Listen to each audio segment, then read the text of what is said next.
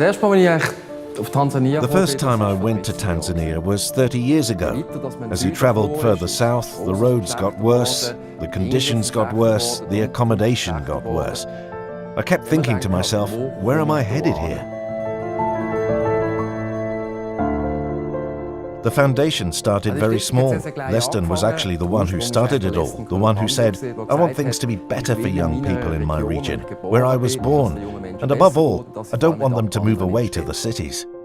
I got to know Leston towards the end of my studies here in Switzerland. Funnily enough, shortly beforehand, we'd been working during a seminar week in a group of 5 students to build a wooden hut. And because they have wood, lots of wood in fact, that's actually ideal.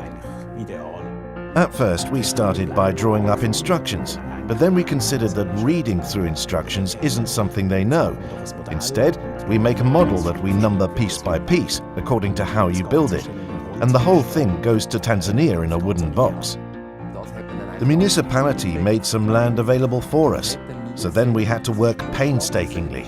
This was bushland after all, clearing away the stones, and then after a year we had a house, which later became the headquarters of WAkina Mama na Watoto, and in fact, it kept on growing. And then, the first time Leston came back, he showed me the first pictures. And you can see how great it looks. It really did look great. But it wasn't built from wood.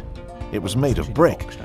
And he said to me, you know, we may well have a lot of wood, but we also have a lot of termites. It really was an amazing experience to see that they don't transfer anything on a scale of 1 to 1, but actually think about what makes sense.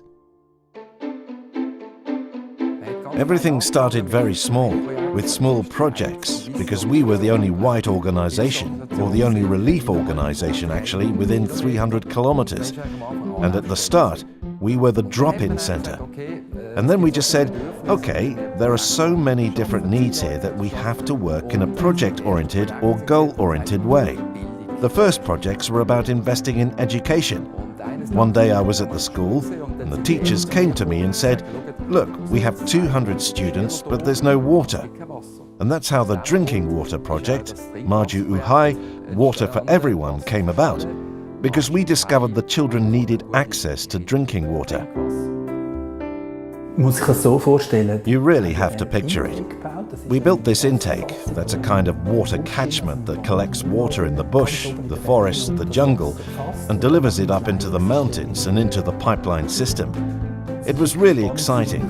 When I was on the construction site for the first day or two, the workers came over, really enthusiastic, and just looked at it all quite incredulously. The water comes from there and then goes straight along and up the mountain, then a little further up the mountain, and they just didn't believe that the water could really get up there. That was really exciting. They just couldn't imagine that the water could flow up like that. Working in Tanzania, or I should say out in the bush there, is an unbelievably specialized thing. You need to take your time. You could build quicker, but our philosophy was that we should work with the locals. Basically, the locals built everything, did everything, so they had to understand everything too. That kind of sustainability is really close to our hearts, and it's one of the most important aspects of this foundation.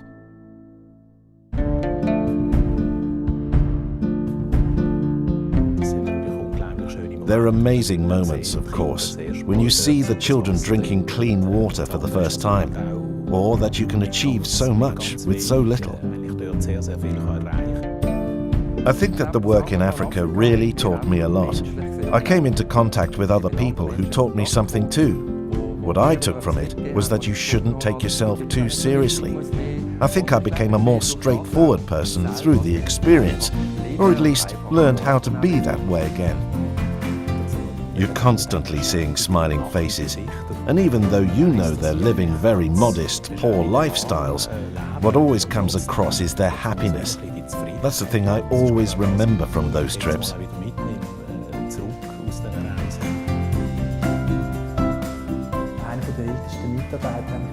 One of the oldest people we worked with asked when we'd next be back in Africa. I told him it would probably be in 2 or 3 years. And he said to me, yes, Well, at any rate, I won't be around anymore by then. I found that really touching, in that it said a lot more about how people function over there, that today is always worth more than tomorrow or the day after, and that the moment is something vital and beautiful.